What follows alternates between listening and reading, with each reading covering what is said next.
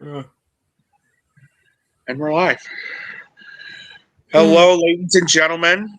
Welcome to episode 66 of the FilmBrony Podcast. I am, of course, Nick Canino, the guy in charge of this, and with me, I have a guest who created this whole podcast. So, would you like to introduce yourself? Well, it's been a while, hasn't it? It's been so long that even after I did my best and worst of 2025 videos, I was able to catch up on certain movies, including one that I wish I skipped out on, but we'll get to that later. Yeah, we'll get to that.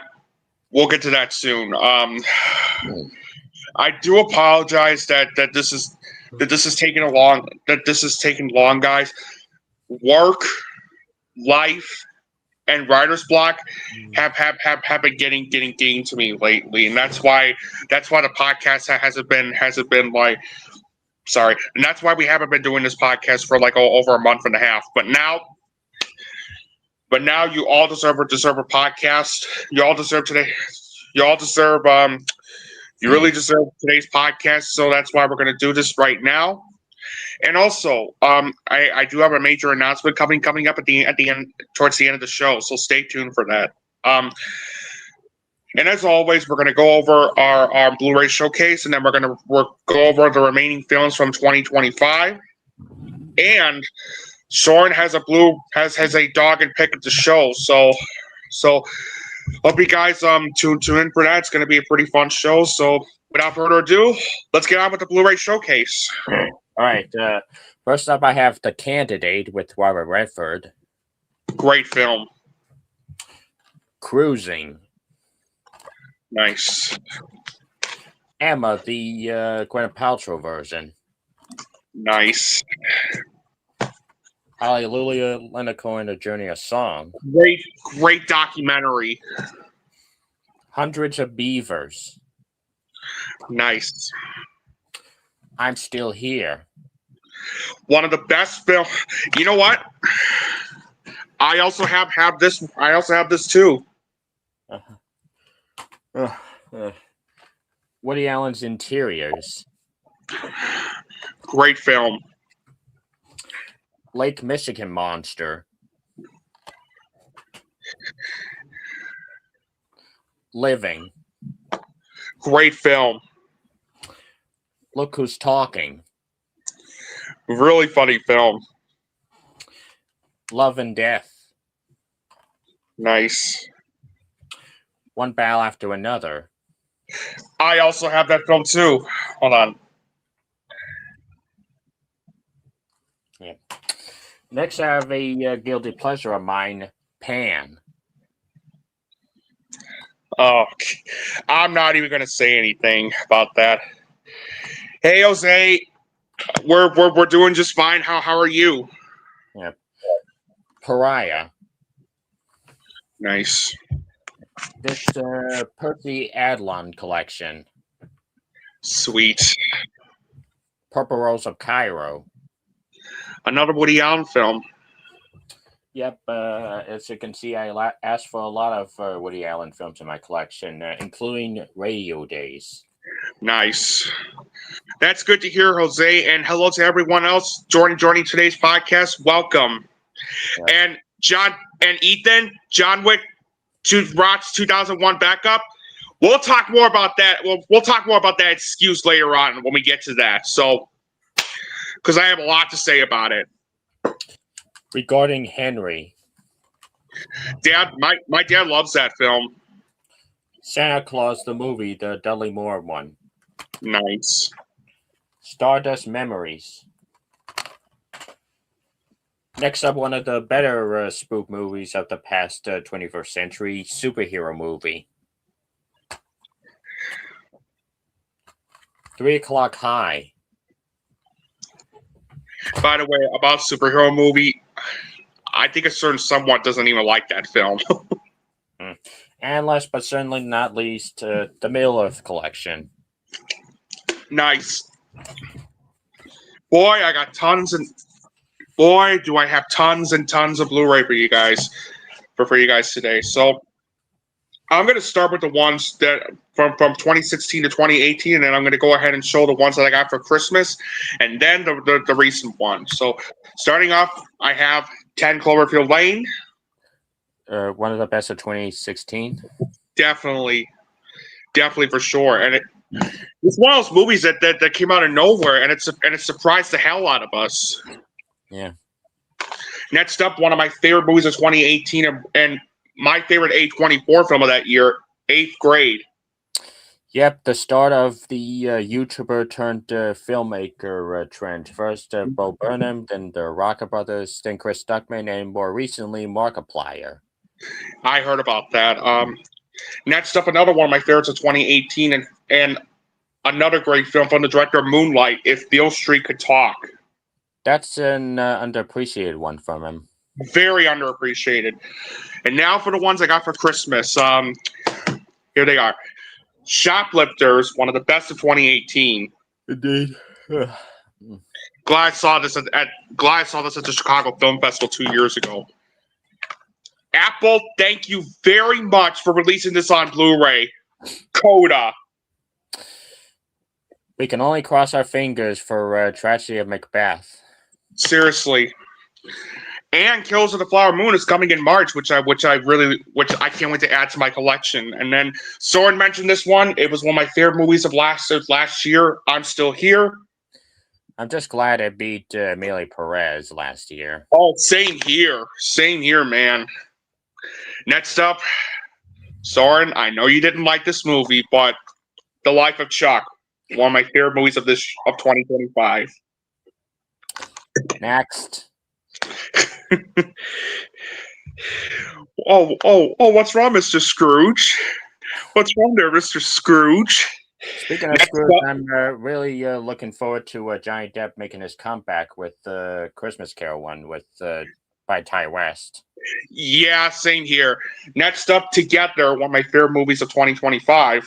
That's a good one. Mm-hmm. Next, one of the funniest movies of 2025, Splitsville. Heard good things about that one. And next up, a movie that is still my top 20 of 2025, and definitely the funniest movie of the year too, The Naked Gun. No contest. Seriously. Next up, one of my favorite movies of 2025, The Long Walk. The better Stephen King Mark Hamill movie this year. For me, it's The Life of Chuck, but it's definitely up there. Next up, another one of my favorites of 2025. I know you weren't a fan of this one, but I really love this film, Begonia. That's a decent one. Yeah. Oh yeah, I forgot to mention Knives Out, one of my favorite movies of 2019. Speaking of sequels that deserve a Blu-ray release. Hey Netflix, where's Glass Onion and where's Wake Up Dead Man? Indeed. Where are those films? I heard about that, Jose, and I can't wait to add sentimental value. And it was just an asset to my collection. And The Secret Agent, I still have yet to see. Although I will soon for the next podcast. And then I got some Criterion ones too, starting with one of the best of 2013 and a really underappreciated gem from Noah Baumbach, Francis Ha. Yep, an underappreciated one. Yep. Next up, the Coen brothers, one of the best of 2013, the Coen brothers, Inside Llewyn Davis. Indeed, they're one of their best. Yep. Speaking of one of their best, I really love this film. Another Coen brothers film, Miller's Crossing. Mm-hmm. Next, To Die For. Still need to see that one. It's on my watch list. It's a great film. Nicole Kidman kills it in that film. Absolutely kills it. Next up, one of the best of 1990, The Grifters. Another one on my watch list. Great film. Next up, can't argue with this choice for winning Best Animated Feature last year, and I'm glad it's in my hands now. Blow. Indeed. Next up are two Wes Anderson movies, believe it or not. that have been added to the collection this year. Isle of Dogs, one of my favorite movies of 2018. Same here. And The French Dispatch. Oh, one of the more overlooked 2021 movies. Yeah, I agree. And then finally, David, one of the best movies of 2005, and honestly, I consider this David Cronenberg's best movie, A History of Violence. It's in my top 3, I believe. And finally, Søren mentioned this one. My current front runner as my favorite movie of 2025. One battle after another, baby. Indeed. One battle after another. All right, that'll do it for the Blu-ray collection. It's probably one of the longest Blu-ray collections we've done in quite some time, but this is what happens when life gets to you. So, Anyway, let's get on with the movie reviews. Starting with, we're gonna probably start with a disagreement on this one. An interesting disagreement. The Carpenter's Son. Yep. This movie dares to explore the childhood of Jesus Christ from a psychological angle, and it's safe to say it mostly succeeded. An interesting combination of themes about faith, horror, trust, and coming to terms of being the Son of God. It's mostly well-paced and well-directed, and with solid cinematography and production values. McCay is as great as always as Joseph, as is Noah Chope as Jesus, and after FKA Twigg's terrible performance in The Crow, she manages to get her act together as Mary. Now, it's certainly not perfect. Sometimes the acting can be a bit too subdued or over the top. It's pretty predictable, and sometimes some genres don't really mesh well. But it's otherwise an interesting watch for those looking for a different kind of biblical film, and whether you love or hate it, you'll definitely get something out of it. Seal of approval. To me, this was one of the most convoluted and inconsistent thrillers I've ever seen. This is one of those movies where its potential premise gets stranded in a movie that clearly has no idea what it wants to be, and it just becomes nothing more than a waste of time. Now, there are some good things in it. Noah Jupe is the only actor that actually gives out a very good performance as Jesus. It's got excellent cinematography, as well as great production values and costume design, and great use of practical effects. Unfortunately, that's where my positives with the film end, because the story was a convoluted and meandering mess. The directing was also a muddled mess, and the screenplay, absolutely terrible. Since not only was the tone such an inconsistent mess where it can't decide if it wanted to be a supernatural horror or a thriller, but even when it tries to explore upon its themes on faith and doubt and power and responsibility and the nature of good versus evil, it falls flat due to how undercooked the themes felt. The rest of the acting also felt very weak, especially since Nicolas Cage and FKA Twigs are horribly miscast as both the Carpenter and the Mother, respectively. Especially FKA Twigs as as Mother Mary. Like, what in God's name, pun intended, were they thinking when they decided to cast her in that role? Not once did I even believe that FKA Twigs was playing Mary. I mean, that's like if you were to cast Rihanna, Nicki Minaj, or Cardi B as Mary. It just doesn't make any goddamn sense. And as for Nicolas Cage, he was not convincing as Joseph whatsoever. He was just Nicolas Cage being Nicolas Cage. And I wouldn't mind that if his performance was convincing, but it's not. Hey, Taz, welcome to the podcast, dude. Also, no, I'm not getting Smurfs on Blu-ray. Thank you very much. Look, if I wanted the doorstop, I'd get a doorstop. Yeah, really. It's clumsily edited. The pacing was all over the place. The tension felt non-existent, and the way it ended felt super underwhelming. Overall, not only does The Carpenter's Son fail as being a movie inspired by the infancy gospel of Thomas, but it's also one of the most convoluted and inconsistent supernatural thrillers I've ever seen, and it's one of the worst movies, and it's a candidate for one of the worst movies of 2025. 2 out of 10, or a D. I really did not like this one at all. Next up, we have Wicked for Good. And after the first movie was as spectacular as the first act of the original musical, I was hoping this second part would rectify what I heard was a pretty middling second act of the musical. Turns out it turned out to be just as much of a mixed bag. Most of the positives carry on from the first one. The production values and effects are just as broad and colorful as before. Most of the music was pretty solid, albeit not as memorable. And the cast is also great, with Cynthia and Ariana remaining the OTPs of the franchise. However, it was kind of a disappointment. The main problem I had is how it tries to tie everything to the main Wizard of Oz storyline. A couple ties I found to make sense, It like with felt so convoluted. It felt so contrived. a couple ties I found to make sense, like with Bach's storyline, but others I found phoned in, like with Fierro's storyline. They especially did Dorothy dirty with how they gave her the Miss Bellum treatment for no reason, and as a result, some of the time it feels like they cut important scenes to flesh out a character, like we what they assume we all saw the original Wizard of Oz movie, which okay, who hasn't, but still. In fact, the editing can be, to me, a rush mess, with some scenes suffering from quick cuts that aren't needed. Plus, for every Dorothy scene absent from this movie, there's a scene or extended callback to the first one that could have easily been cut. So while I still say this is a decent film, it's a real disappointment after the high bar set by the first movie.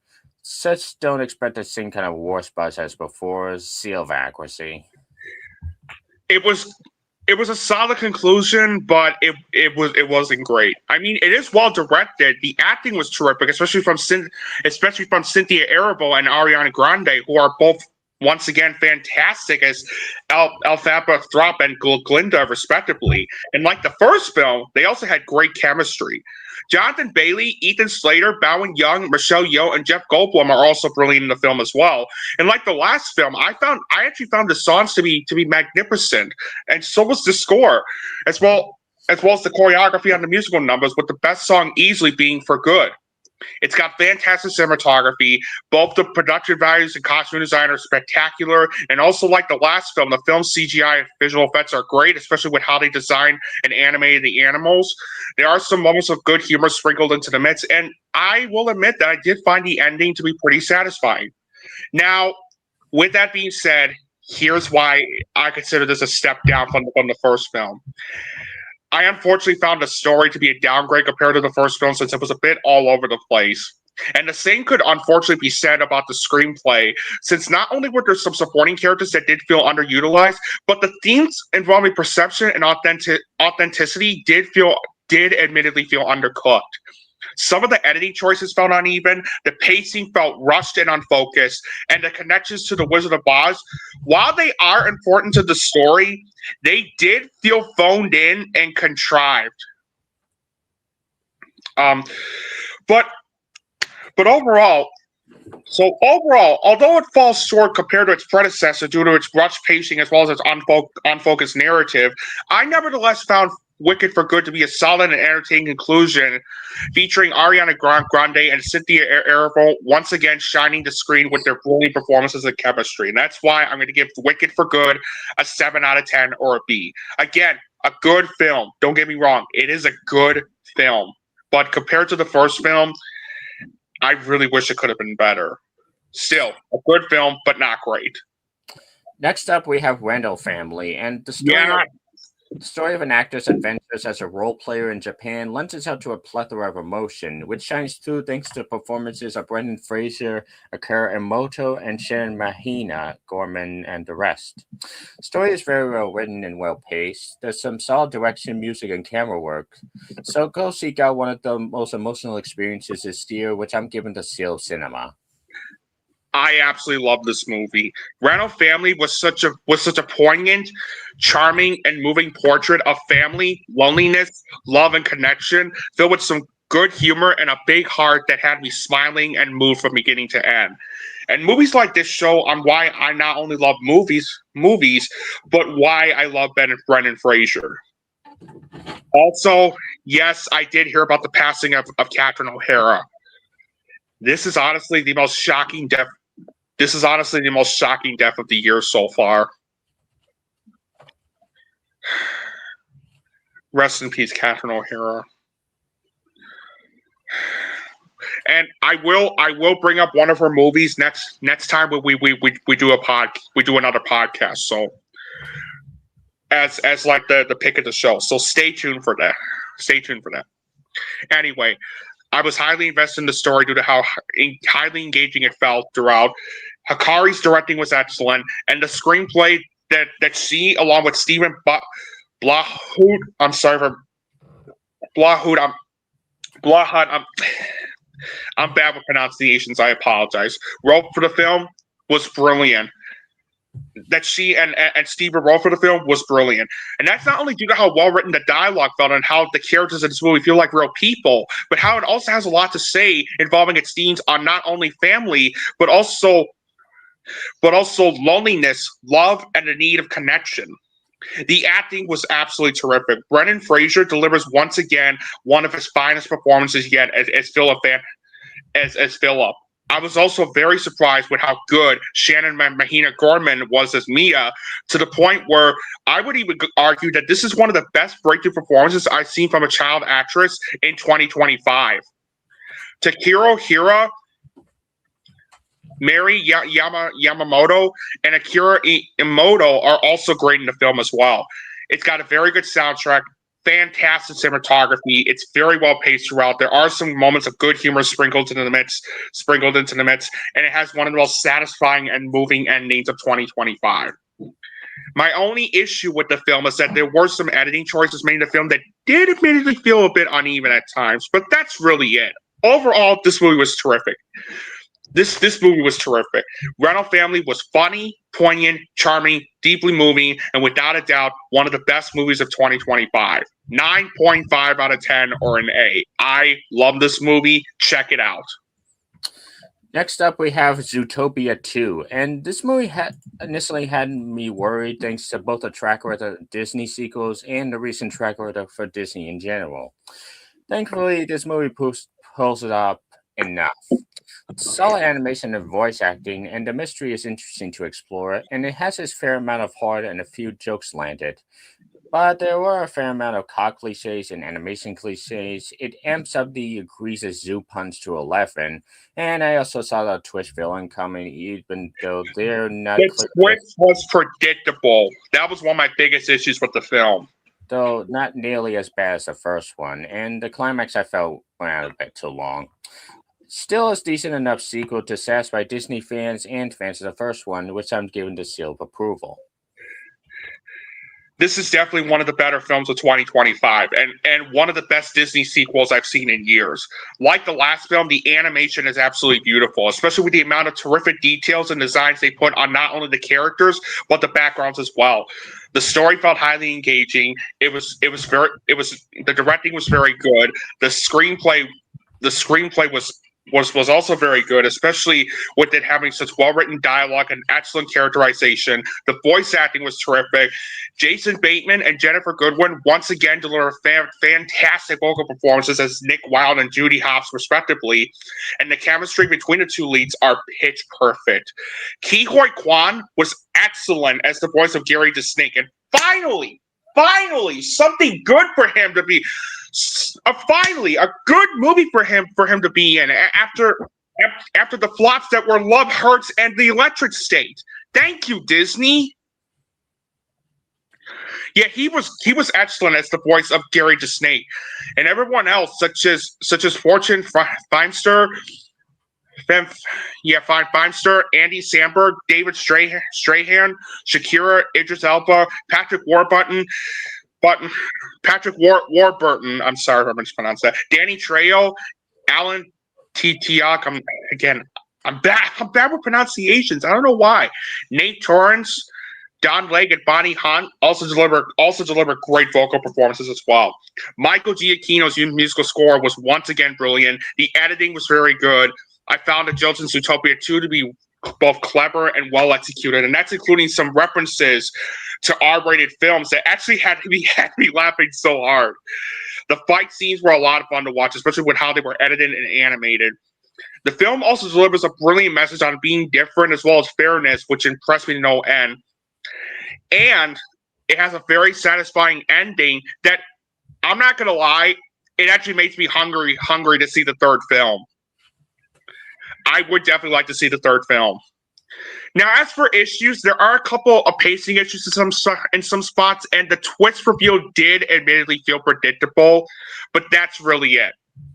Overall, is Zootopia 2 as amazing or better than the first? Not quite, but it didn't really need to be, since it was nevertheless a highly entertaining and endearing follow-up to the first film that I had a great time watching, and would argue, and I know it's a cliche, but screw it, that it's fun for the whole family.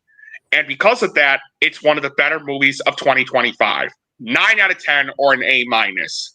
And all I can say is, before we move on to the next film, finally, a good Disney animated film, let alone the first good animated sequel in a while. Finally. Next up, I have Surat, and I've been interested in checking this movie out ever since it got. I'll be right back for a second. I gotta switch out my phone for a bit, so I'll be right back. All right. Next up, I have Surat, and I've been interested in checking this movie out ever since it got praised at Sundance. But honestly, I don't know what to make of this one. It's very well shot and acted, with some tense scenes here and there. However, it's extremely slow with characters I didn't really care about. And the main problem I had is that it doesn't really know what it wants to be. On one hand, it wants to be a social drama about Moroccan politics. On the other hand, it wants to be this Mad Max Fury Road, and the tones don't really match. Especially with the music, which is nice to listen to, but doesn't really fit in a movie like this. Overall, this is hands down the most overrated movie I've seen from 2025 because it's just so misguided for a project it's not even funny. It's a sheer mediocrity. Next one, I have Sisu Road to Revenge. The first movie delivered something we didn't know we wanted. Finish John Wick versus Nazis.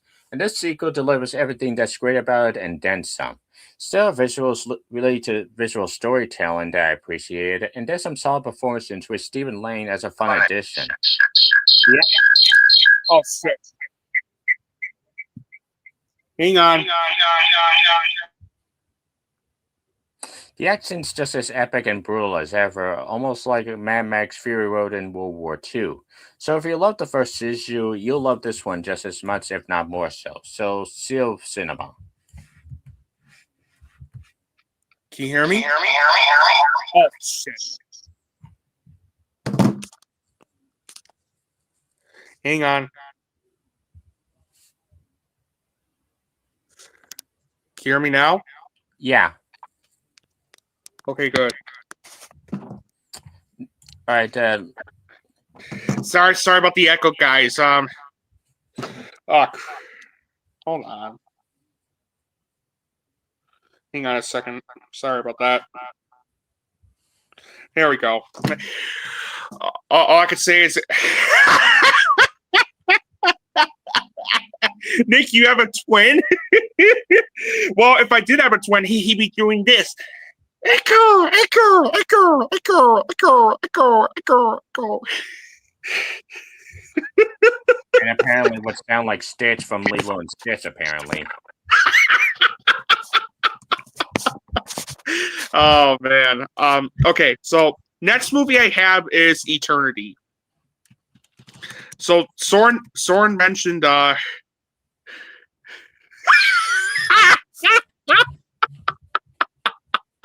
Nick the TA Jets.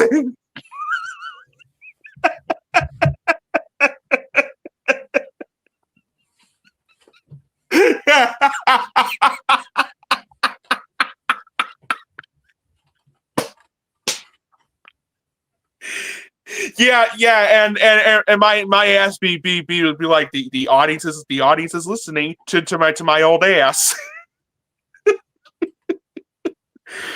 Oh my goodness. Okay, so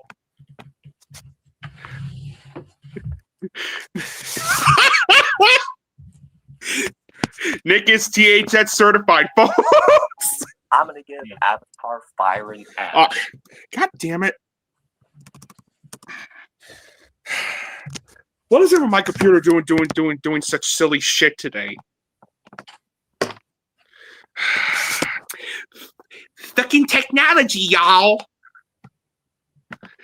Anyway, moving on to the next film, and it's Eternity. Now, this is the new A24 film starring Miles Teller, Elizabeth Olsen, and Callum Turner, and it tells a story that takes place in an afterlife where souls have 1 week to decide where to spend eternity. And Joan is faced with the impossible choice between the man she spent her life with and her first love, who died young and has waited decades for her to arrive.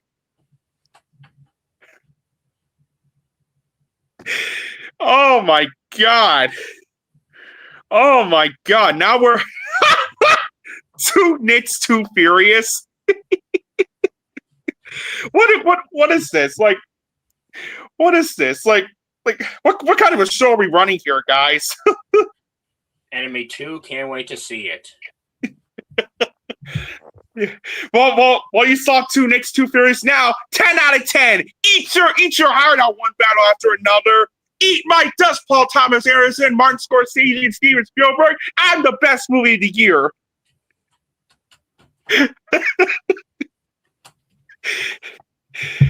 all joking aside,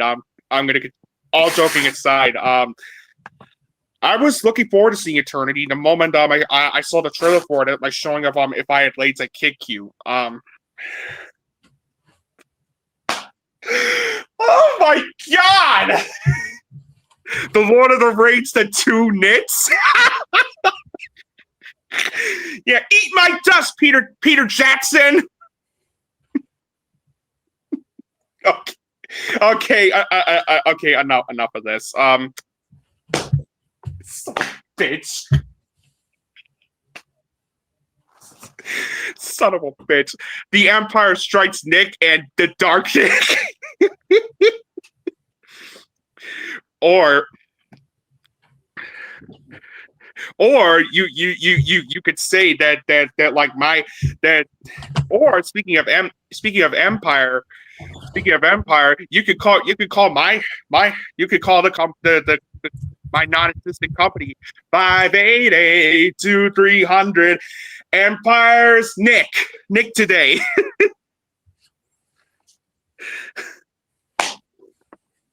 Sorry, damn it! A Tale of Two Nits. What kind of a show are we running here? I don't even fucking know. Okay. Joking aside, so I was looking forward to seeing Eternity when I saw the trailer for it. Am I showing up? If I Had Blades, I'd Kick, which is one of my favorite movies of this year, by the way. One of my favorite movies of 2025. Especially not only were the actors I mentioned involved, who I really love, by the way, but the premise looked really interesting. And now that I finally saw it, to say that Eternity is one of the better movies of 2025 would be an understatement. Eternity is a funny, creative, entertaining, and moving fantasy about past relationships and the meaning of life that had me invested and moved from beginning to end. And this is one of those movies where it makes you think and question about life and relationships, especially with how I had a lot to say about those things. And it made my experience watching Eternity so enthralling. The story felt engaging and creative. The directing was very good, and so was the screenplay. Not only thanks to its well-written dialogue and excellent characterization, but how it had a lot to say when it came to exploring its themes involving relationships and the meaning of life, as mentioned earlier. The acting was terrific. Miles Teller, Elizabeth Olsen, and Callum Turner are all terrific as Larry, Joan, and Luke, respectively. And there is some great chemistry between the main leads as well. Davine Joy Randolph, finally, first Kiko and Kwan, and now Davine Joy Randolph in a good movie again. In a good movie again. She was hilarious and highly entertaining as Larry's afterlife coordinator, Anna. The musical score was great. It's got excellent cinematography, solid editing, fantastic production design. The jokes in Eternity felt witty and clever. And even despite its predictability, I nevertheless found the ending to be satisfying. As for issues, there are some pacing issues in some spots, and again, it does have its share predictability, especially towards the end. But overall, I found Eternity to be funny, creative, entertaining, moving, and definitely one of the better movies of 2025. 9 out of 10 or an A-. I really enjoyed this movie. Next up, Hamnet. And after the disappointment that was the Eternals, I was eager to see Nomadland director Chloe Zhao redeem herself when showcasing the events that led Shakespeare to write his most famous work, Hamlet. The movie itself is well crafted with the cinematography, production values, and music, and it's highly emotional thanks to the performances of Jesse Buckley and Paul Mescal. While it can be a bit slow, especially in the first 30-ish minutes, it's still one of the better Oscar contenders of the year that's worth seeing, which I'm giving the seal of approval. To me, this is one of the year's very best films, and let me explain why. Chloe Zhao really outdid herself again with this one. Not only do I feel that it's her best movie yet, but this was also such a powerful, compelling, and deeply moving portrait on how art can be a cathartic way in coping with tragedy that really moved me to no end. And it shows why between this, The Rider, and Nomadland, Chloe Zhao is one of the finest filmmakers working today. I was highly invested in the story due to how highly engaging and well-structured it felt. Chloe Zhao's directing was fantastic and absolutely one of the best of 2025. And her screenplay that she wrote for the film is also one of the year's very best. And that's thanks to not only how well-written the dialogue felt, but how it does a fantastic job exploring its themes on grief and the importance of art. Along with Sinners and One Battle After Another, this is some of the best acting I've seen in 2025. Jessie Buckley needs to win Best Actress at the Oscars because her performance as Agnes Shakespeare is nothing short of heartbreaking and outstanding. Paul Mescal also gives out one of the year's very best performances as supporting performances, since this is what is quite possibly my favorite portrayal of William Shakespeare thus far. Eat your heart out, Joseph Fiennes. Jacoby Duke is also right up there with Chase Infinity for One Battle After Another in terms of the very best breakthrough performance I've seen from a young actor or actress this entire year. Especially since his performance as Hamnet Shakespeare is nothing short of magnificent.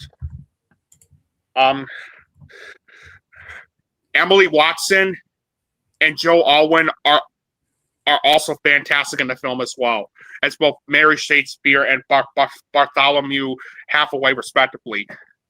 The musical score is one of the very best I've heard in 2025 due to how beautiful, elegant, and haunting it sounded.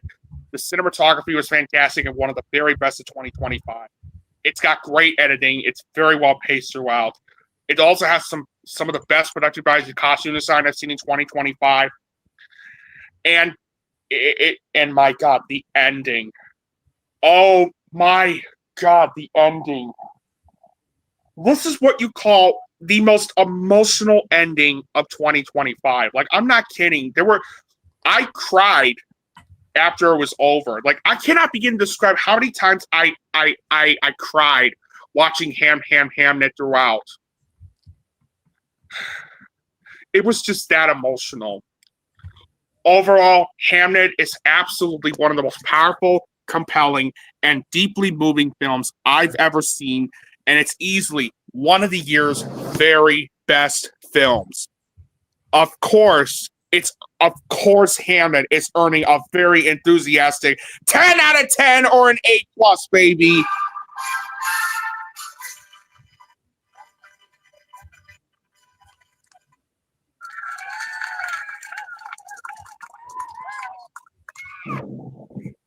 Do yourself a favor, and if it's at a theater near you, if it's still at a theater near you, go see Hamnet as soon as you can. Thank you, Chloe Zhao. You really outdid yourself once again with this one. Well done. Yeah. Next up, we have Wake Up Dead Man, and it seems like Rian Johnson's Knives Out series continues to get better with these installments. And Daniel Craig leads a cast of stand-up performances from Josh O'Connor to Glenn Close to Josh Brolin. It's just as sharply written and directed as before, with an intriguing mystery with an added layer of religious doubt. My only issue is that it does take a bit for the murder mystery to get going, but it's otherwise yet another solid installment in the Knives Out pantheon, and I'm more than eager to see more. So seal of approval. To me, this is one of the best movies of 2025. Wake Up Dead Man, a Knives Out mystery, isn't just another great mystery film.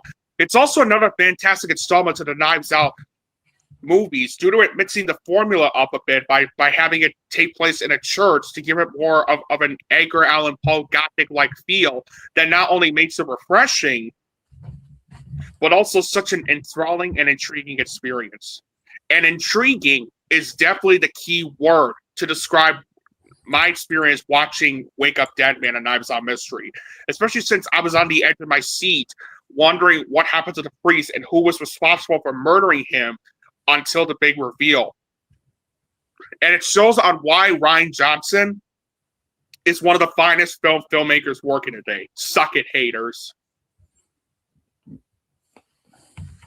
The story felt well structured and intriguing. Rian Johnson's directing is once again excellent, especially since he does a fantastic job guiding us through the madness going on, as well as keeping you on the edge of your seat, wondering who was responsible for murdering the priest. And the same could be said with the screenplay he wrote for the film, not only in terms of how sharp and well-written the dialogue felt, and how fleshed out and well-developed the characters felt, and how well-balanced its gothic mystery felt, tone felt, but how it had a lot to say when it came to exploring its themes involving religion, guilt, morality, and the importance of empathy and forgiveness. The acting was terrific. Daniel Craig is once again magnificent as Benoit Blanc. Josh O'Connor gives out one of his best performances yet, while Josh Brolin and Glenn Close are both fantastic as Jefferson Wicks and Martha respectively, while Mila Kunis, Jeremy Renner, Kerry Washington, Super Nick Pros, Andrew Scott, Cowley Spaney, Daryl McCormack, Thomas Hayden Church, and Jeffrey Wright all give out such terrific performances. The score was brilliant. The musical score was brilliant. It's got fantastic cinematography, great editing. It's deliberately well-paced throughout. I was also very surprised with how funny it was at times, too, since there were some moments of dry humor sprinkled into the mix, especially from Josh Brolin's character. Its gothic atmosphere was well executed, and definitely fit the tone of the film. And of course, I can't forget about the mystery itself. The way it was structured and executed was very well done, especially with how it keeps you on the edge of your seat, guessing until the big reveal. And not only was the reveal surprisingly unpredictable, but it also has one of the most satisfying endings of 2025. Like, the way it ended couldn't feel any more satisfying than that. Overall, I loved Wake Up Dead Man on Knives Out Mystery. It was intriguing, enthralling, highly entertaining, and one of the best movies of 2025. Yep, you guessed it. 10 out of 10 or an A+, baby.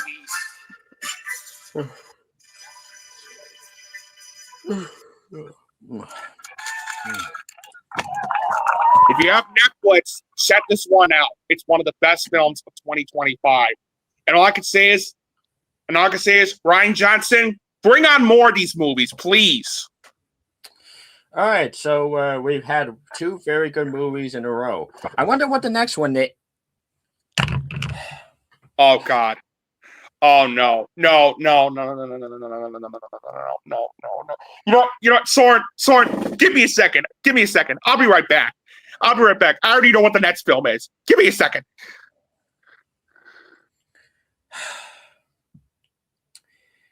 The fact that I originally was never going to see this movie.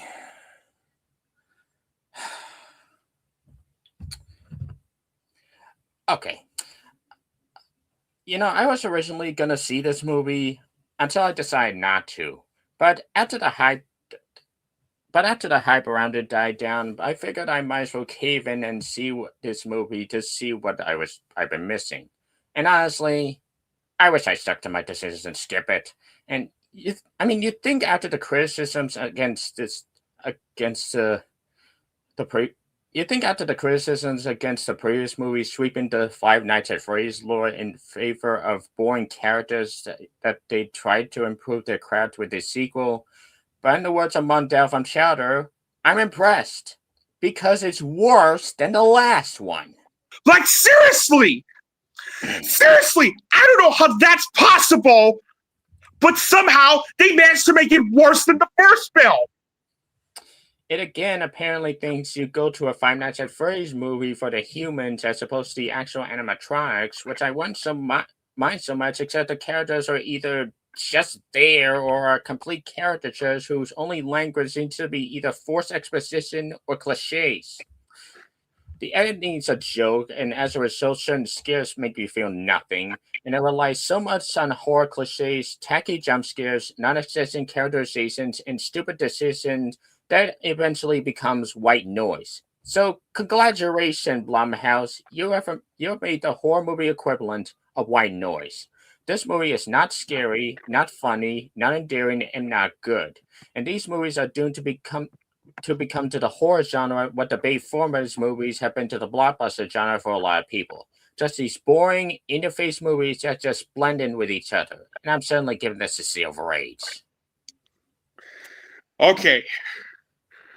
Okay, guys. Okay. You all been waiting for this. You all have been waiting for this, and here it is. Folks, I did not like the first Five Nights at Freddy's film at all. It was one of the worst movies I saw from 2023. Even despite great cinematography, even despite good cinematography and good use of animatronics. But somehow, this is even worse. Like, I was not looking forward to this, to seeing Five Nights at Freddy's 2 at all. Like, aside from The Strangest Chapter 2, this was my least anticipated film for the rest of 2025. Holy shit! I felt even more dumber watching this movie because this was absolute. You know what? I owe The Strangest Chapter 2 an apology because it is no longer the worst horror film of 2025 because this piece of shit topped it. Not only is Five Nights at Freddy's 2 worse than the first film, and not only has it dethroned The Strangest Chapter 2 as being the worst horror movie I saw in 2025, but it is also the worst horror movie I've seen in the last 5 years. Yeah. I hate this more than The Exorcist Believer. At least The Exorcist Believer had some good intentions on, like, trying to tell a story despite how poorly executed it felt, and at least the actors tried. This felt soulless, cynical, incompetent, idiotic, and reprehensible as hell. And I know what you're going to tell me. Are there any positives with the film whatsoever? No! So, I'm about to explain 13 reasons why this sucked balls so much. Number one. Gotta be better than the actual 13 reasons why. Yeah, really. All right, so here we go. Number one. The story was such an inept, convoluted, and contrived mess due to it having so many subplots that go absolutely nowhere. Like what the fuck was up with that fucking science fair subplot? Like, all of a sudden, Abby takes the animatronic to like a science fair, just to show off, just to show it off to people and to win the award. You do realize that the animatronic is not real, right? Right, Abby? Number two, Scott Cawthon's screenplay is absolutely the worst of 2025, and that's due to these following things. Number one, atrocious dialogue that feels like something that came out of ChatGPT. Number two, the characters feeling one-dimensional and unbelievably stupid. And that it makes the characters from Scooby-Doo, yes, it makes the characters from Scooby-Doo look more competent in comparison. Number three, relying on exposition just to make the audience look stupid. And number four, the tone being so all over the place where it can't decide if it wanted to be a horror film or a comedy. Number three, The directing was terrible. Number 4, the acting sucked. I feel bad for Piper Rubio since she tries her best, but the material she was given to as Abby Schmidt was terrible. Josh Hutcherson, Elizabeth Lale, McKenna Grace, Wayne Knight, Skeet Ulrich, and Matthew Lillard are all horribly wasted in this movie since they're not given that much to do, while Freddie Carter absolutely gives out the worst supporting performance of the year as Michael Afton. Not only was his acting bland as fuck, but the twist reveal of him being the villain the entire time couldn't be any more goddamn predictable. Couldn't be any more obvious than that. Number 5, I was very disappointed in the Newton Brothers musical score since it was nothing but a scrambled mess of noisy chaos. Number 6, bland cinematography. Number 7, it's clumsily edited. Number 8, this also has some of the worst pacing I've seen in a film in 2025.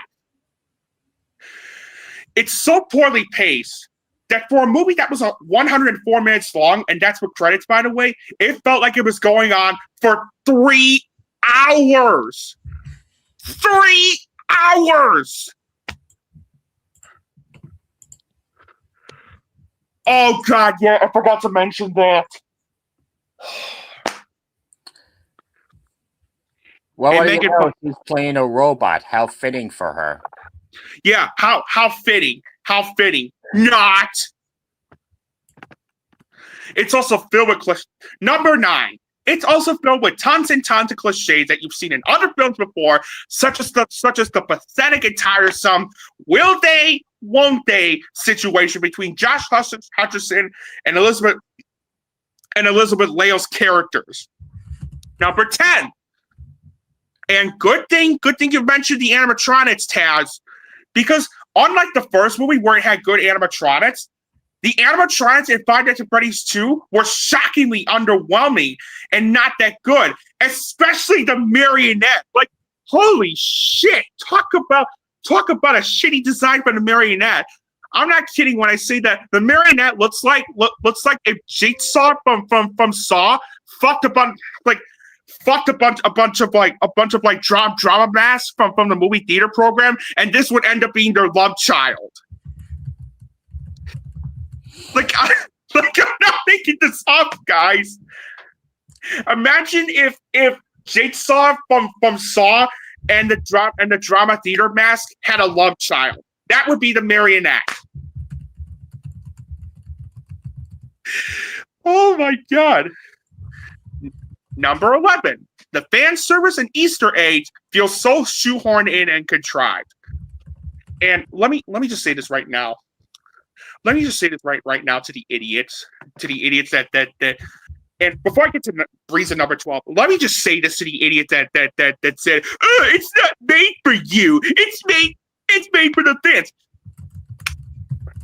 First off, what the hell is wrong with you? Second, by saying that it's for the fans, you're not only disrespecting other people that have reasons of why they hated this movie, but you're also deflecting criticism.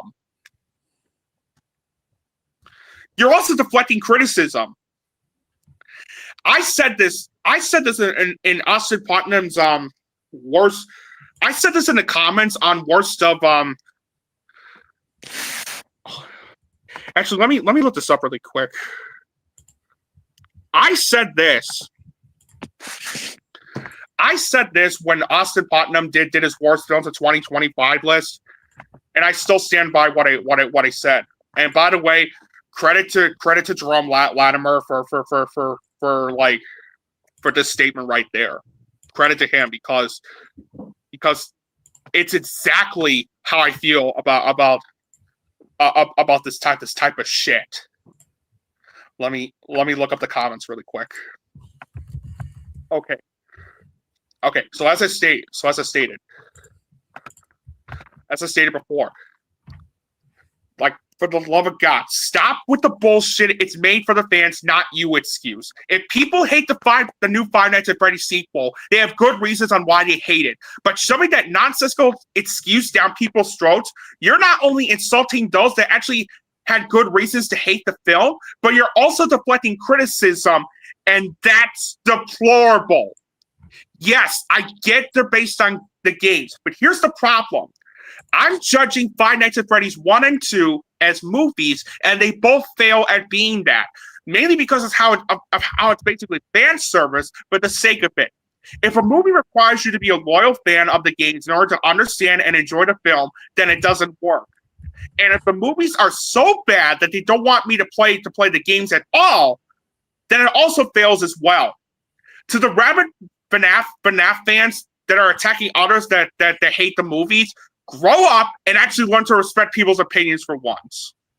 And let me just read off a post I made when the first movie came out, and I quote, "I don't give a rat's ass about how faithful a movie is to its source material, because faithfulness in fan service means jack shit if it can't deliver a good story, well-written characters, and good production design.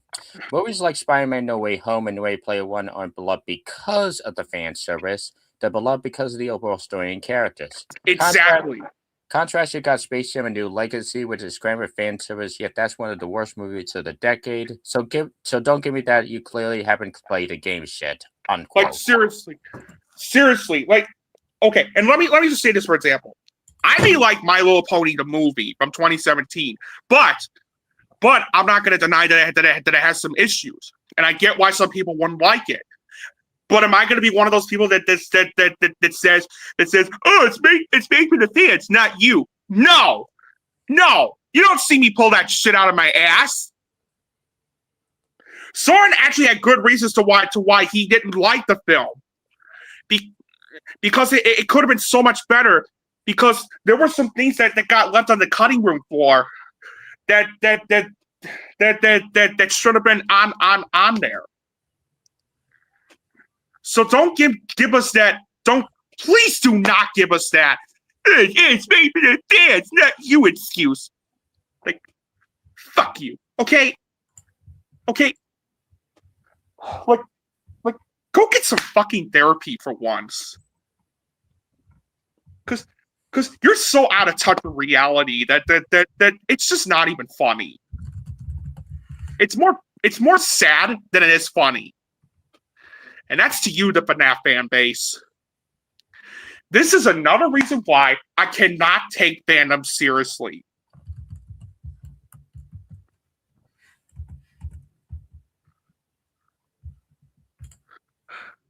I couldn't agree more, Taz. I could not agree more. But I'm not done ranting about this film yet, because I still have two more reasons why I hated this movie so much. Number 12. And get ready for this one, guys. Get ready for this one. Because number 12 is the exact same problem I had with the first film.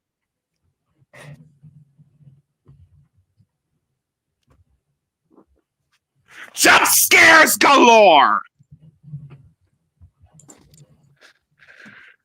Like, seriously, how many times do I have to say this again and again and again? And also, one of my favorites, a couple false alarm jump scares.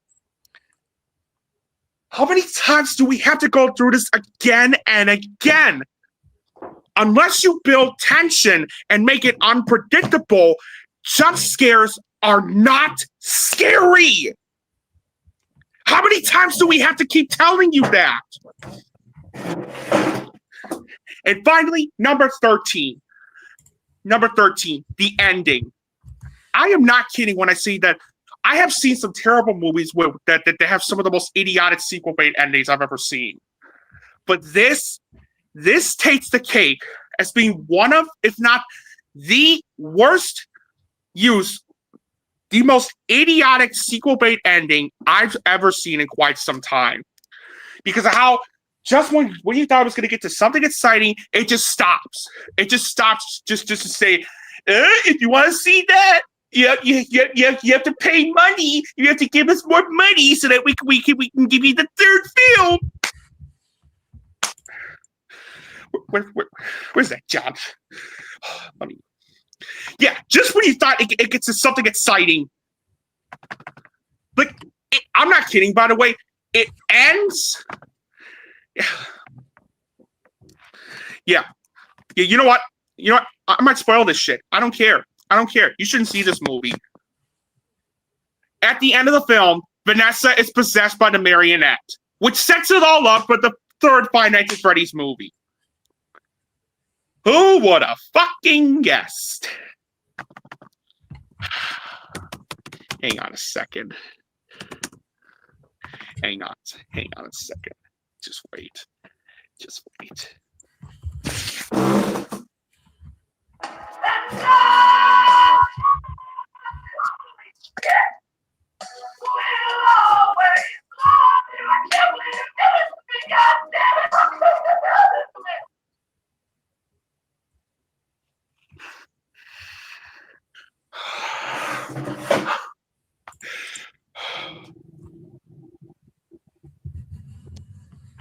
Oh my God.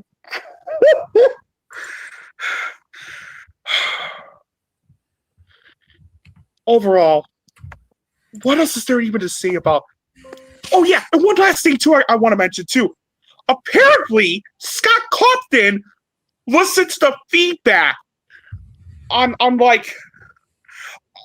Apparently, Scott Cawthon, the creator of games, as well as the head writer of the first and second film, listened to the criticism by asking people, how can we make this better? Where's the improvement? Exactly. Where the fuck is the improvement there, Scott Cawthon? Are you that stupid?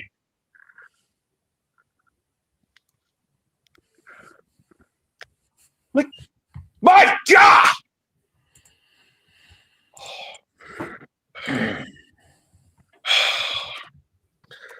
Yeah. What else is there even to say about Five Nights at Freddy's 2? It is idiotic. It isn't scary. It isn't entertaining. It isn't scary. It isn't entertaining. It was lousy, idiotic, cynical, incompetent, and reprehensible, and absolutely one of the worst horror movies I've ever seen in my life. I am definitely going to give this film a 0 out of 10. You know what? No. I'm not giving this a 0 out of 10. No, I am not going to give this a 0 out of 10 at all. Not only is it getting the special burn and hell rating, but it's also earning the rare -1 out of 10 or super F.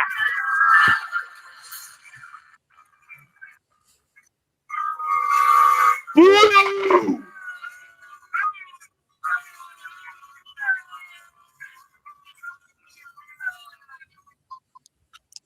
Yeah, you said it. Yeah, you heard it right here, folks. First time since Madam Web I've ever given a film this score. A -1. Yeah, and Borderlands. First time since those two films I've ever given a -1 out of 10 or super F. This isn't just the worst horror film of the year. This isn't just one of the worst movies ever. This isn't just one of the worst horror films I've ever seen. It is one of the worst movies I've ever seen, period. And for those who did, and let me just, Scott Cawthon and Jason Blum, you two ought to be ashamed of yourselves because you have made nothing more than a disgusting, cynical exercise in pandering to one demographic that just loves the games and nothing else. Again, be more like what Sonic 3 did. There's a reason why the Sonic 3 movies are there's a reason why the Sonic movies are successful. It's not just because they had fan service. That's far from it. It's because they had good stories to tell and they had good characters and good writing. This doesn't.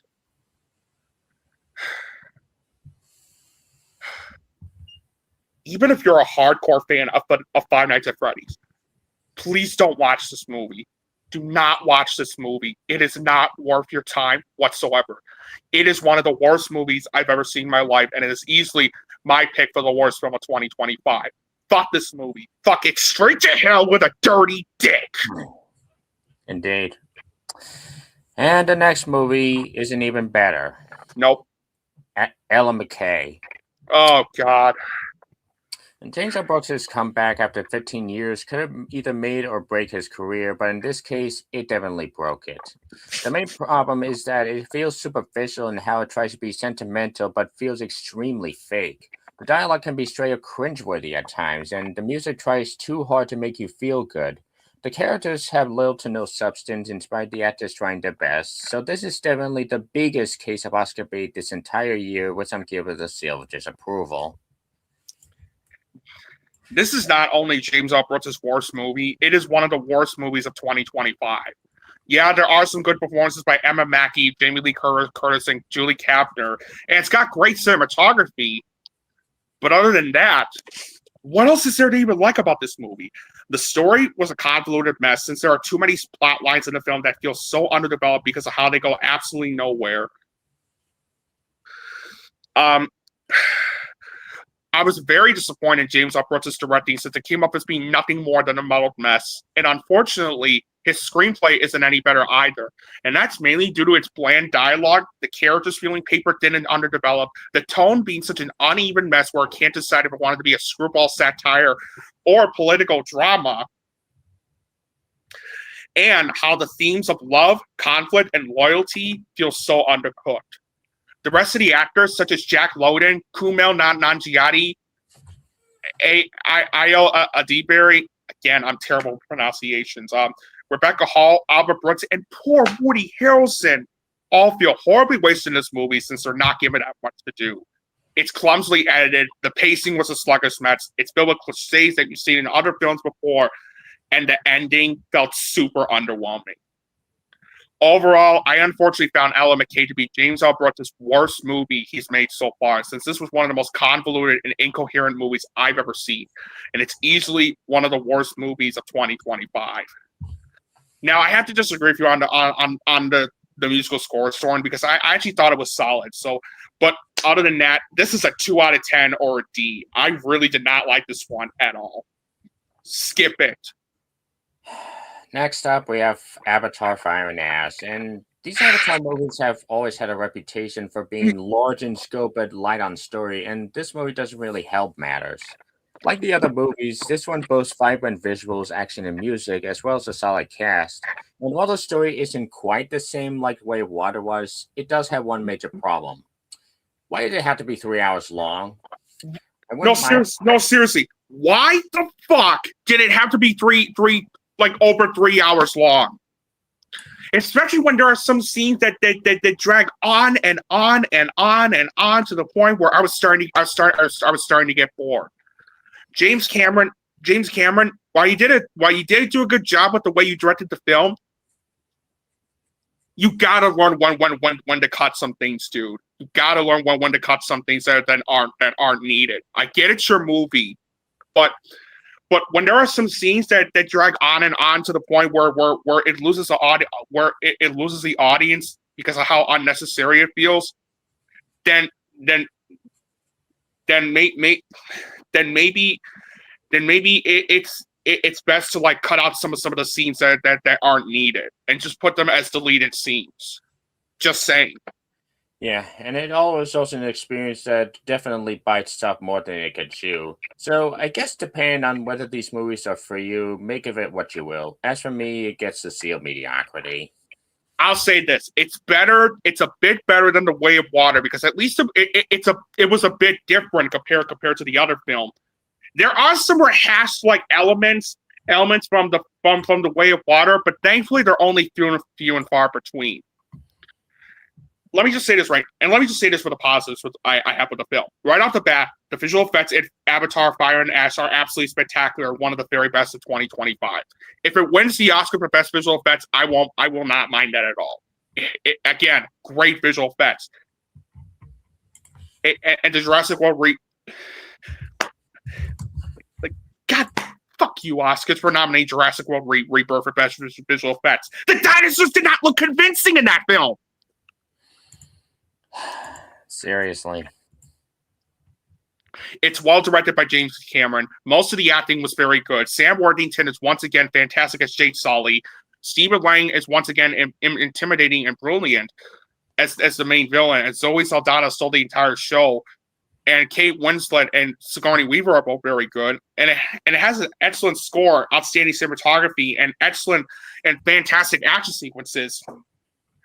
But man, is the movie so underwhelming, to say the least. The story was all over the place. The screenplay was such an overwritten mess, especially since there are some themes of guilt, especially since its main theme of guilt felt super undercooked. And some of the dialogue felt so bland. And oh my god. Oh my god. The spider character, like, good lord. Like way to make him a comic relief just for the sake of it, guys. And I feel bad for the actor playing Spider because he does give it his all, but the material he was given to was just not that good. I can't say terrible because he does try his best, but still. And how the hell do you waste Una Chaplin, the granddaughter of Charlie Chaplin, as the main villain, and yet how the hell do you have Una Chaplin, the granddaughter of Charlie Chaplin, play one of the main villains in the film, and yet she's horribly wasted in this movie since she's not given that much to do? How is that even possible? It's clumsily edited, poorly paced. It's filled with cliches that you've seen in other films before, and again, it's just that the ending felt unsatisfying. And again, why the fuck did it need to be over 3 hours long? Again, it doesn't make any sense. Yeah, overall, there are some memorable moments here and there, and the visual effects are spectacular, and some of the best that I've seen in 2025. Unfortunately, the film was I found. Let me rephrase what I just said. Overall, Fire and Ash is definitely better than The Way of Water, since it does try something different and it has some entertaining and memorable moments here and there. But unfortunately, I found the film to be dull, underwhelming, and just pretty 5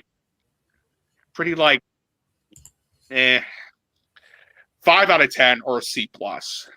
Again, not a terrible movie, but not something I'll see myself watching again.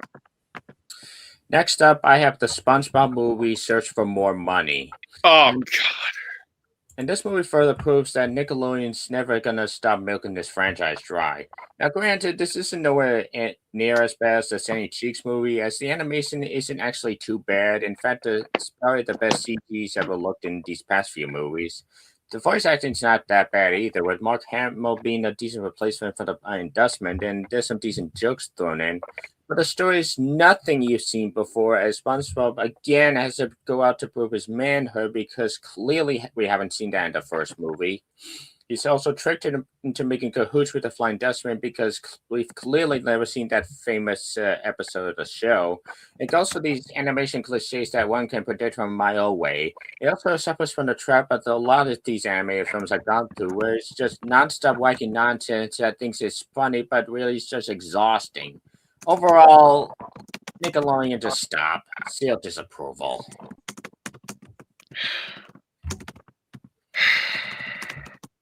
Yeah, just and again, to the idiots that say that Steven Hillenburg wouldn't approve of this, the man is dead.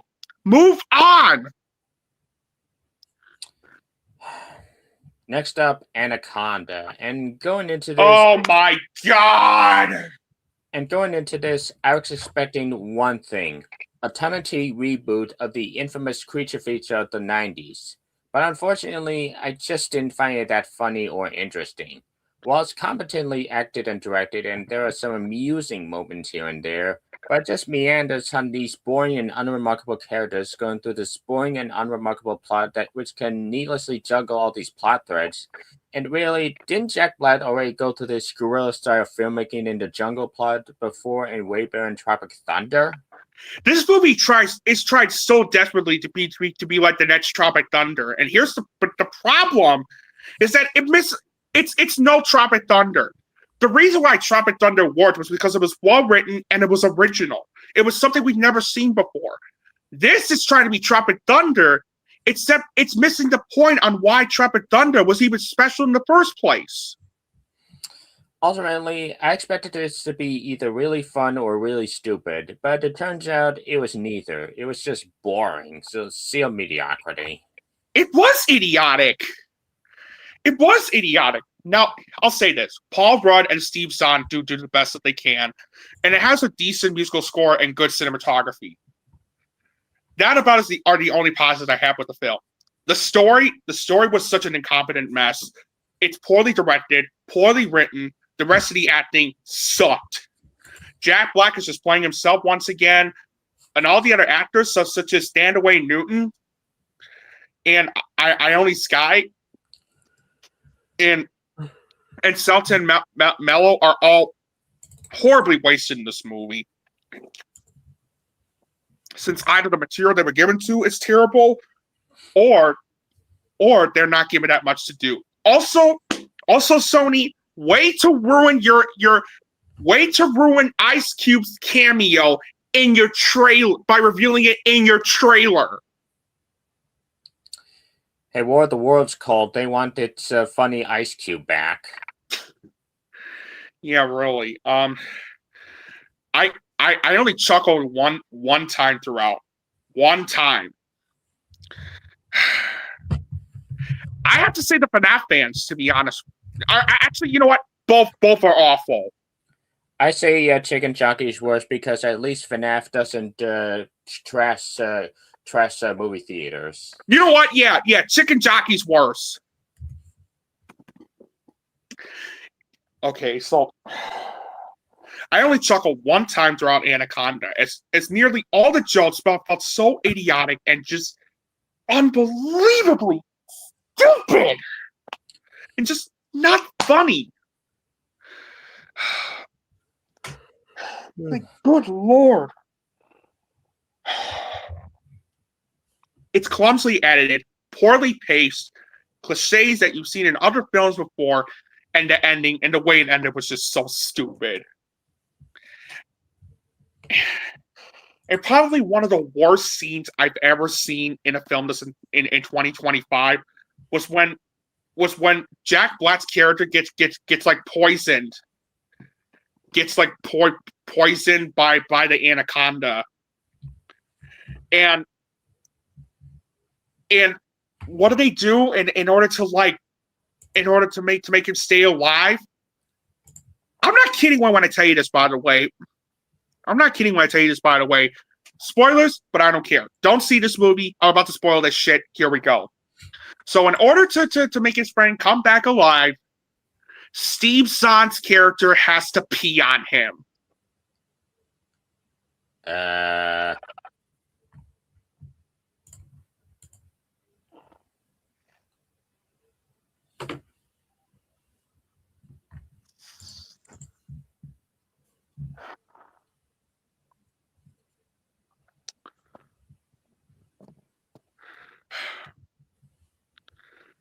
Give me a second.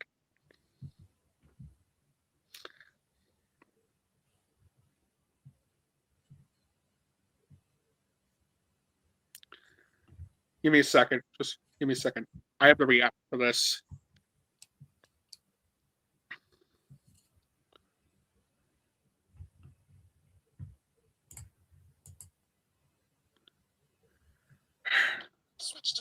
Shit. I'm not kidding. In order to save Jack Black from being dead, Steve Zahn has to pee on him. Nostalgia critic, take it away. God damn it. Hold on. All right. Sorry about that. Nostalgia Critic, take it away. You can't be this stupid! You can't! Who wrote this? A 5-year-old? And I'm not kidding, Carter. That was in the film. Somebody thought that would be funny. Well, guess what? It wasn't funny. It was not funny. Just not funny. Yep. Yeah, Taz. That was back when he used to be good. Just. And yeah, it does, Taz. Just. Overall, this was absolutely one of the worst comedies of 2025. It's unfunny. It's idiotic. It's absolutely, yeah, it's idiotic as hell. 1 out of 10 or D-. I hated this movie. Fuck this movie. Next, we have Silence on Blue, and the biopic about a couple who form a Neil Diamond tribute band is half good. The first half I found rather strong, with Hugh Jackman and Kate Hudson giving solid performances as they get together and become famous. But once the second half comes along, that's when it did a quick nosedive, as it turned into an aimless cliche fest when tensions arise in their lives, and none of it feels natural in the slightest due to nothing flowing smoothly. So it's yet another disappointing piece of Oscar bait this year, which I'm giving the seal of accuracy. I actually really like this movie. Now, yes, it does suffer through some pacing issues in some spots, and it does go for those cliches that you've seen in other films before. But overall, I really like Song Blue. Hugh Jackman and Kate Hudson are both fantastic, and they had great chemistry with one another. The soundtrack is brilliant. The cinematography was excellent. The editing was solid. It's well directed. The story had me highly invested throughout, and I also found the ending to be pretty cathartic too. So overall, I really like Songs on Blue. It features some great performances and chemistry by Hugh Jackman and Kate Hudson, and it was one of those. This is one of those movies where I found it to be highly entertaining and very uplifting too. So 8 out of 10 or a B plus. And who would have thought that I would actually like this more than the Bruce Springsteen biopic that came out a couple months ago? Who would have thought? Indeed. Finally, we're going to get to Marty Supreme, and Just Safdie proves that he's the best sole director of the two brothers. The story about a dishonest table tennis player trying to be the best of the best is compelling thanks to the writing and editing keeping me on my toes. And it's got some solid soundtrack and cinematography. The actors are all great, but it's Timothée Chalamet who gives the best leading male acting performance of the year. My only gripe is it's a bit too long at times, but it's otherwise a great thriller and sports drama to help end up 2025. So seal of approval. I disagree with it being too long, Søren, because I thought it was very well paced throughout. And this is absolutely one of the year's very best films. From its intriguing story, from its well structured and intriguing story to its fantastic directing by Josh Safdie, to its excellent screenplay by him and Ronald Bronstein, and to the spectacular acting from everybody involved. Like Timothée Chalamet gives out a career best as Marty Mauser. When I saw A Complete Unknown back in 2024, he was originally my pick to win Best Actor until I saw The Brutalist and Adrien Brody, and it ended up being my pick to win that year.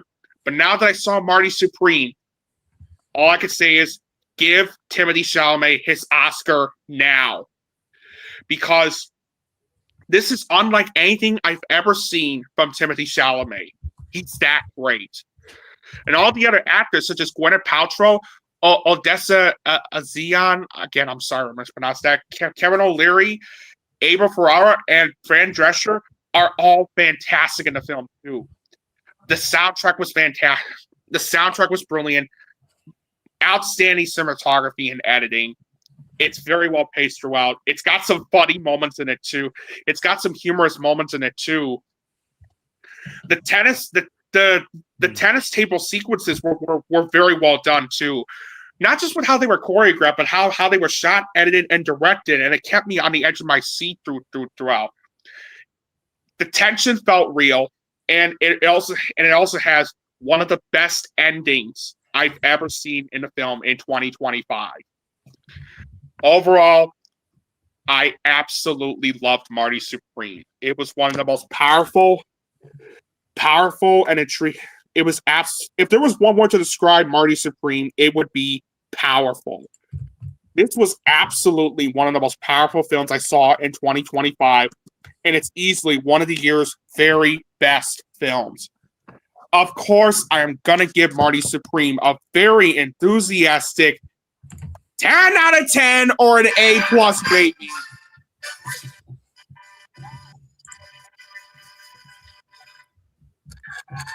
Well done, John Stafford. Well done to everyone involved. All I can say is go see, if it's still at a theater near you, go see Marty Supreme as soon as you can. It is one of the year's very best films. Well done to everyone involved. Well done. Now we end up with the dog and pick of the show. For my dog of the show, let's go with the Barry Sonnenfeld movie, huh? And it's arguably the beginning of the end of not just his career, but also Robin Williams. Yep, I'm talking about 2006's RV. Oh, God, that film. See another kid's movie about a workaholic dad who juggles his vacation with his job and has to learn to get his priorities straight. It goes for the cliches you see coming a mile away, and it also goes to the oh-so-hilarious gross-out humor that only applies to the dumb little kids in the audience. One of those movies, I'll tell you, and this was back when they thought gross-out humor would be considered family entertainment back in 2006. The only stuff I legit laughed at was a physical comedy that's actually trying to control the giant RV, but that's literally it. And while it's true that Sonnenfeld did Men in Black 3 afterward, but then he did 9 Lives, which I hear was garbage. And true, I did not see 9 Lives at all either, so. And true, Robin Williams did star in good movies before his death, like World's Greatest Dad, The Butler, and The Night at the Museum movies, but this was the start of him slowly starting to die inside while starring in these low-caliber comedies. So that's why RV is the dog of the show. Now for my pick of the show, this year has seen a couple foreign films get a ton of awards buzz outside Best Foreign Films, so I figured why not talk about one that did the same back in the 90s. Of course, I'm talking about one of my favorite movies of all time, 1998's Life is Beautiful. You think a comedy that takes place during the Holocaust would be in very poor taste, but writer-director Roberto Benigni managed to make it a fable about hope in the lowest of circumstances, held together by a perfect pace, fantastic production design and cinematography, beautiful music, and a stellar cast. It was widely popular at the time and nowadays for a reason, and I can't think of a single downside to this, except for Roberto winning Best Actor over Edward Norton and Ian McKellen, but that's literally it. So that's my pick of the show. All right. So, also, Søren, we forgot to mention one other film that we were going to review on the podcast, The Housemaid. Oh, right, The Housemaid. Paul Feig's thriller about Sydney Sweeney discovering dark secrets of the couple she applies as a housemaid for is well acted and well directed, with some tense moments throughout. However, it's rather predictable and doesn't really differentiate itself from the other domestic thrillers, and the characters didn't really interest me until the third act when shit hits the fan. So overall, a pretty average thriller, which I'll give the seal of mediocrity. I like this movie overall. Yes, the screenplay could have used some improvement on the dialogue since it did feel corny and bland at times. And the film was 12 minutes too long, especially since there were some scenes, including this one long flashback scene that did drag the film down a bit, and it does suffer through some pacing issues as a result of this. But overall, I really like this movie. The story felt intriguing. It was well directed. It was well acted, especially from Amanda Seyfried and Sydney Sweeney and Brendan Skolner, who was very intimidating, I should say, as Andrew. The score was very good. It's very well shot. there are some tension. The tension felt real as it had me on the edge of my seat. And I have to say, I have to disagree with you on the film being predictable, Soren, because I actually did not see the twist reveal coming at all. I did not see it coming at all. And the way it ended actually makes me want to see actually makes me hungry to see a sequel that I wouldn't mind seeing. So, and given that there were 2 other books made even before the movie was even thought of, and given that it was a sleeper hit, I actually wouldn't mind seeing a sequel to The Housemaid. So overall, I liked it. 8 out of 10 or a B+. Okay. That's gonna do it for tonight's podcast. Hope you guys enjoyed tonight's podcast. I had a lot of fun doing it, and I'm sure you did, Soren. And before we go,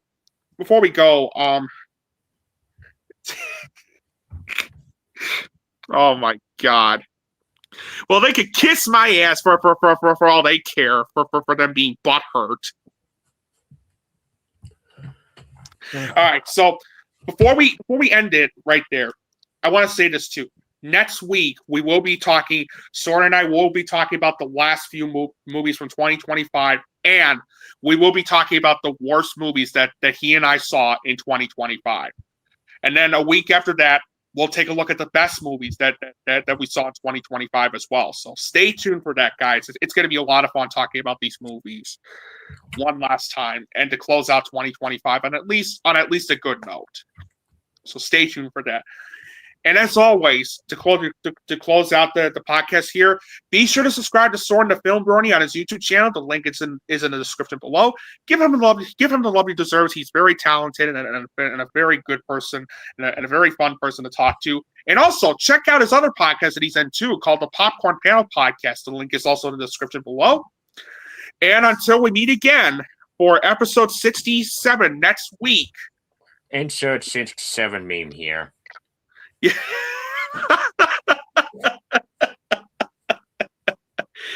I think I wish as well as a 69, which oh God. Oh Dad, what did you get into with that? If you know the meaning of the term 69, you know. Yeah. You know. Okay, so until we meet again next time for episode 67. Thanks for watching tonight's podcast, and we will see you all again next time. So long for now, and Happy New Year! Happy New Year, everyone!